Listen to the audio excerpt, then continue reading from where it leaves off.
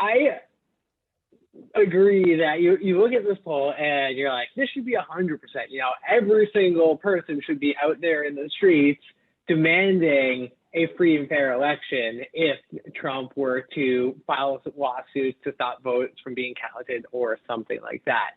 But on the other hand, 40% of people is an incredible amount of people. If you think back to events like early in Trump's term, like the Women's March and the protests against the repeal of the ACA, those were massive protests on the scale of which you feel like I never really seen before. They were some of the largest protests in the history of the country.